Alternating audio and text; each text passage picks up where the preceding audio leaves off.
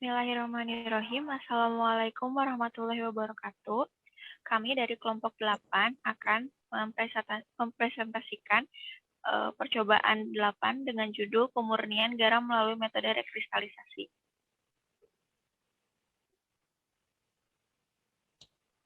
Anggota kelompok kami yaitu Miskah Yumna Fajri, Puspita Nawang, Wairunisa Wulan, Abdurrahman Rishad, Arzakil Fadli, Harijo Harudin, Muhammad Agi, Raden Andi Permana, Rafli Permadi, Sally Indriani, dan Silvania Fitri Hikmawati.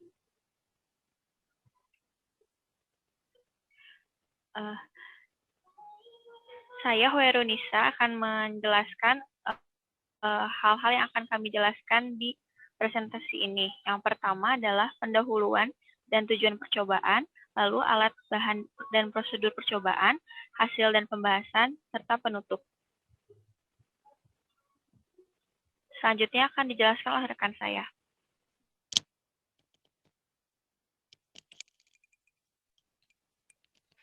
Baik, saya Puspita Nawang Irda Putri akan menjelaskan tentang pendahuluan. Menurut Marihati dan Muriati tahun 2008, garam didefinisikan sebagai suatu kumpulan senyawa kimia yang bagian utamanya adalah natrium klorida, dengan zat-zat pengotor yang terdiri dari kalsium sulfat, magnesium sulfat, magnesium klorida, dan lain-lain. Rekristalisasi merupakan metode pemurnian suatu padatan. Prinsip kerja metode ini yaitu berdasarkan pada perbedaan daya larut padatan yang akan dimurnikan dengan pengotornya dalam pelarut tertentu. Pelarut yang akan digunakan dalam proses rekristalisasi harus memenuhi persyaratan sebagai berikut. Yang pertama, memberikan perbedaan daya larut yang cukup besar antara zat yang dimurnikan dengan zat pengotor. Yang kedua, tidak meninggalkan zat pengotor pada kristal. Yang ketiga, mudah dipisahkan dari kristal. Dan yang keempat, bersifat inert atau tidak mudah bereaksi dengan kristal.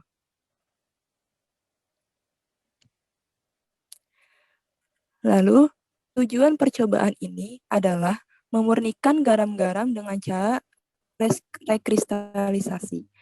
Selanjutnya akan dijelaskan oleh rekan saya.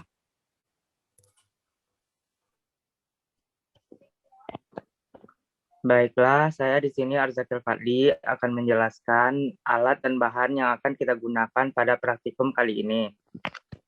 Untuk bahan kita menggunakan garam dapur sebanyak 20 gram, asam klorida, kalsium oksida, aquades, dan barium hidroksida. Sedangkan alat yang kita gunakan yaitu corong gelas, pipet tetes, batang pengaduk, spatula, gelas ukur 10 mili dan 50 mili, bekar gelas 100 mili, kertas indikator universal, kertas saring, pemanas atau hot plate, aluminium foil, botol semprot, statif dan klem, serta alat penyaring vakum, yaitu di sini kita menggunakan corong Bechner. Selanjutnya akan dijelaskan oleh rekan saya. Saya Sally Indriani akan menjelaskan prosedur percobaan. Yang pertama, aquades sebanyak 62,5 ml dimasukkan ke dalam beker gelas dan dipanaskan sampai mendidih. Kedua, ditimbang 20 gram garam dapur, kemudian dimasukkan ke dalam air panas tersebut sambil diaduk. Yang ketiga, dipanaskan sampai mendidih, kemudian disaring, dan ditampung filtratnya. Selanjutnya akan dilanjutkan oleh rekan saya.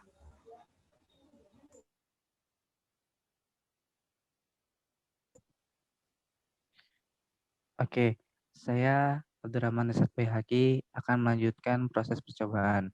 Yang keempat, filtrat ditambah 0,5 gram kalsium oksida sambil diaduk. Yang kelima, kemudian ditambahkan larutan barium hidroksida, tetes demi tetes, hingga tidak terbentuk kristal lagi. Dan yang keenam, larutan kemudian disaring dan dinetralkan dengan asam klorida encer. Selanjutnya akan dijelaskan oleh rekan saya. Oke, baik. Saya Harijo Harudin. Di sini saya akan melanjutkan prosedur percobaan, yaitu yang ketujuh, larutan diuapkan hingga kering. Lalu yang 8, kristal yang diperoleh ditimbang. Dan elemen kristal dihitung sesuai rumus perhitungan.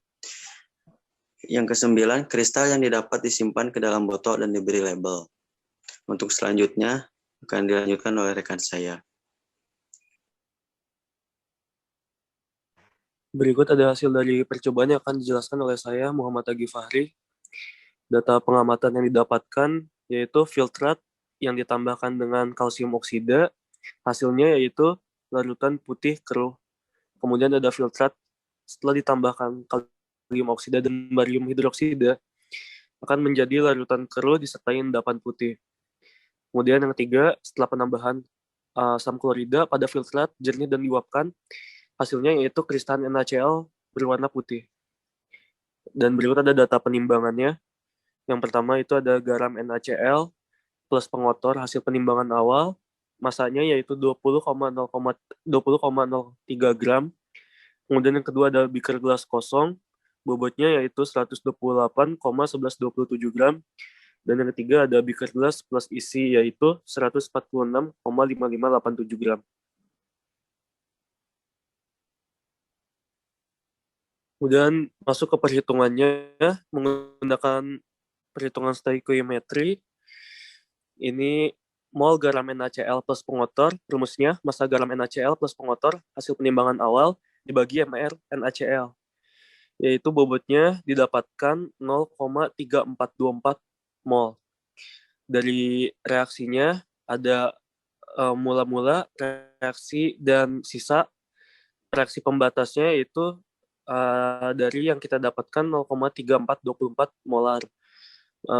Berdasarkan prinsip koefisien mol, maka mol NaCl murni yaitu koefisien kristal NaCl dibagi dengan koefisien garam NaCl plus pengotor dikali mol garam NaCl plus pengotor, yaitu 1/1 dikali 0,3424 mol, maka hasilnya tetap yaitu 0,3424 mol.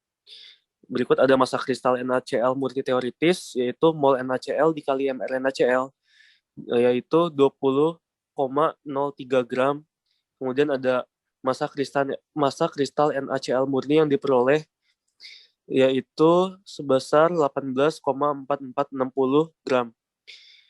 Rendaman kristal garam NaCl dalam persen, yaitu M kristal yang diperoleh dibagi dengan M kristal teoritis dikali 100%, yaitu 18,4460 gram dibagi dengan 20,0304 gram dikali 100%, yaitu 92,9%.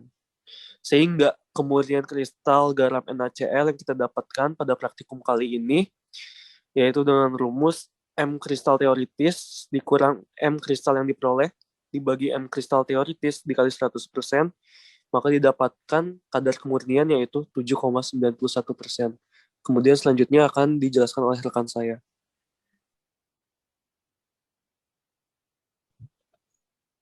Baik, saya Rafli Permadi akan menjelaskan pembahasan dari percobaan kali ini. Percobaan pemurnian garam melalui metode rekristalisasi ini menggunakan sampel uji berupa garam dapur. Garam terbagi atas garam konsumsi dan garam industri. Garam konsumsi terbagi atas garam meja dan garam dapur. Perbedaan keduanya terletak pada kadar NaCl dan spesifikasi mutu. Garam dapur yang memiliki kadar NaCl di atas 95% dapat dilakukan dengan cara pencucian. Garam seperti yang kita kenal sehari-hari, bagian utamanya adalah natrium klorida, magnesium sulfat, magnesium klorida, dan lain-lain. Namun untuk mendapatkan garam industri dari garam krosok tidak dapat diperoleh hanya dengan jalan pencucian garam saja. Hal ini karena impuritas pada garam krosok ada di dalam kisi kristal garam, bukan hanya pada permukaan kristal garam. Sehingga perlu pemurnian garam krosok dengan jalan rekristalisasi. Percobaan yang telah didokumentasi bertujuan untuk memahami metode rekristalisasi NaCl dengan penambahan bahan pengikat pengotor dan menghitung kadar rendemen kristal dan kemurnian garam NaCl yang diperoleh. Pada pemurnian NaCl dibutuhkan garam dapur yang nantinya akan direkristalisasi untuk mendapatkan garam murninya yang tanpa ada pengotor. Prinsip kerja metode ini yaitu berdasarkan pada perbedaan kelarutan antara zat yang akan dimurnikan dengan kelarutan zat pencampur atau pencemarnya dalam pelarut tertentu. Larutan yang terbentuk dipisahkan satu sama lain, kemudian larutan zat yang diinginkan dikristalkan dengan cara menjenukkannya mencapai kondisi larutan lewat jenuh. Selanjutnya akan dijelaskan oleh rekan saya. Baik, saya Miss Kaibna Fajri. Di sini akan melanjutkan pembahasan untuk praktikum yang telah didokumentasikan. Tadi sudah dijelaskan oleh rekan saya tentang perhitungan. Nah, di perhitungan itu difokuskan hanya kepada NaCl. Kenapa? Karena NaCl penyusun utama dari garam dapur. Komponen lain seperti Ca2+, Mg2+, Al3+, Fe3+, dan anion seperti SO42-, imin, dan Br- itu sebagai pengotor di dalam garam dapur tersebut. Menurut Setio Pratomo, pengotor yang ada pada kristal itu ada dua kategori, yaitu pengotor yang ada pada permukaan kristal dan pengotor yang ada di dalam kristal. Hal ini memperkuat pernyataan dari literatur Rositawati yang sudah dijelaskan oleh rekan saya sebelumnya. Penambahan zat-zat tertentu pada garam NaCl itu bertujuan untuk meningkatkan daya larutnya terhadap pengotor. Pengotor dalam garam dapur dapat dihilangkan dengan menambahkan bahan pengikat pengotornya. Pada tahap pelarutan NaCl dengan aqueous mendidih, itu kenapa NaCl dilarutkan dengan aqueous? Karena NaCl dan air itu sama-sama sifatnya polar dan merupakan senyawa ionik, sehingga ketika mereka direaksikan, nanti bisa membentuk ikatan hidrogen. Sehingga terjadi pelarutan NaCl dari garam dapur tersebut di dalam air. Nah, lalu kenapa ada proses mendidihkan air atau aqueous?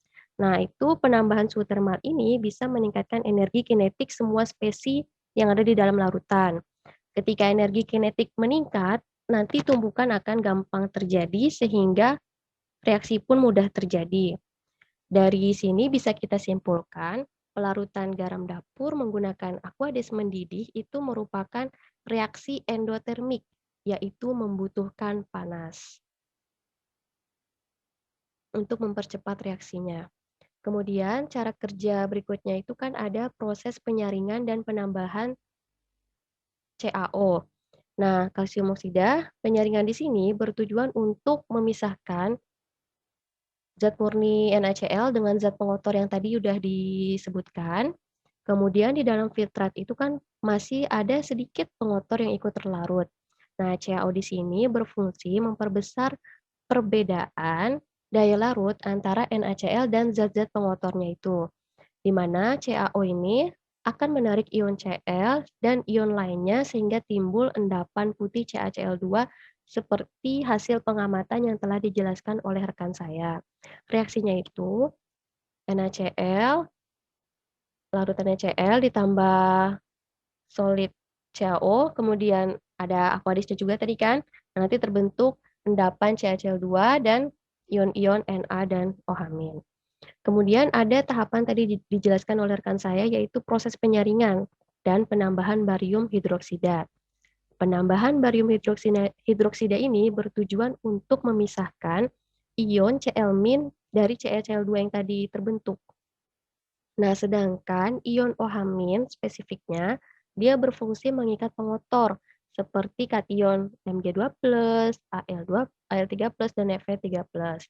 Sehingga reaksinya BaOH2 terbentuk ion-ion Ba dan OH-. Nah, ketika reaksi antara OH- dengan 3 kation tersebut nanti akan membentuk hasil kali kelarutan seperti berikut. Fe nanti berisi sama OH- membentuk FeOH2 kali.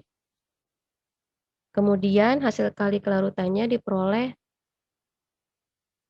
4,8 kali 10 pangkat -16. Itu urutannya dari yang terkecil itu Al3+, kemudian pengotor Fe2+, lalu pengotor Mg2+. Nah, itu nanti yang terkecil itu yang gampang mudah terbentuk endapan. Baik, selanjutnya akan dijelaskan oleh rekan saya.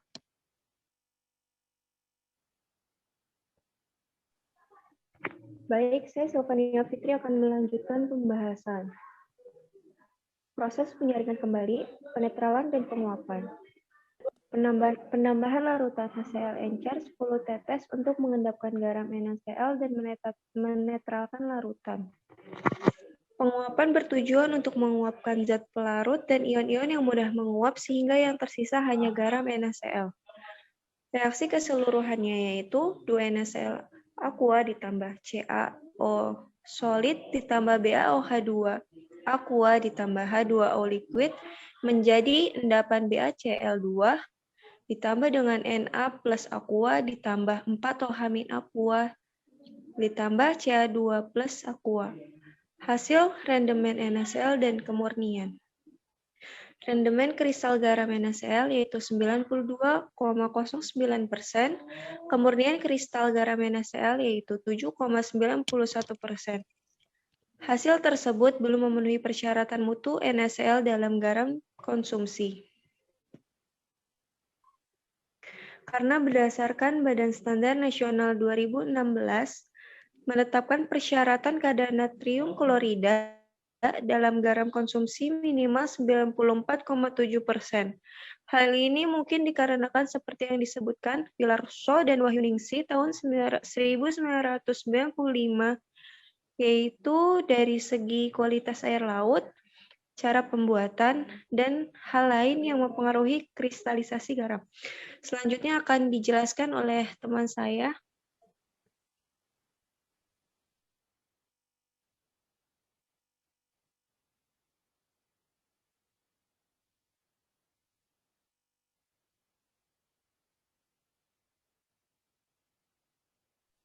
Ya, saya Raditya Permana akan menyimpulkan dari percobaan kita ini dapat disimpulkan bahwa pemurnian garam NaCl dapat dilakukan melalui metode rekristalisasi.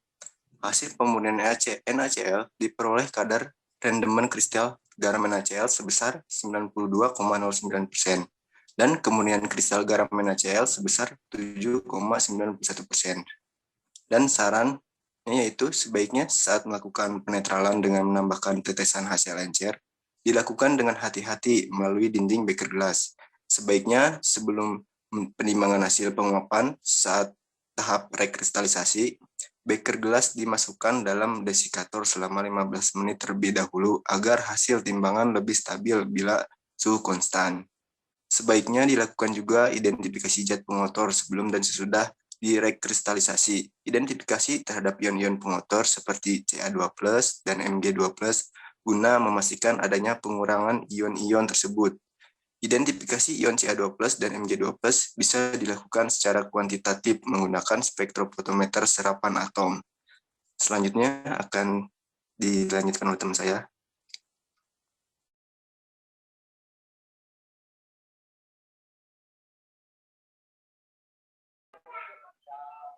Adapun referensi yang kami gunakan adalah SNI 3556 tahun 2016 tentang garam konsumsi beriodium, penentuan rasio CaMg optimum pada proses pemurnian garam dapur oleh Bahrudin, rekristalisasi garam rakyat dari daerah Demak untuk mencapai SNI garam industri oleh Rositawati, studi eksperimental pemurnian garam NaCl dengan cara rekristalisasi, laporan penelitian peningkatan teknologi proses pengolahan garam rakyat menjadi garam industri dengan tenaga surya oleh Wilarso, perbaikan proses iodisasi garam dengan sistem injeksi di Kabupaten Pati oleh Wisnu.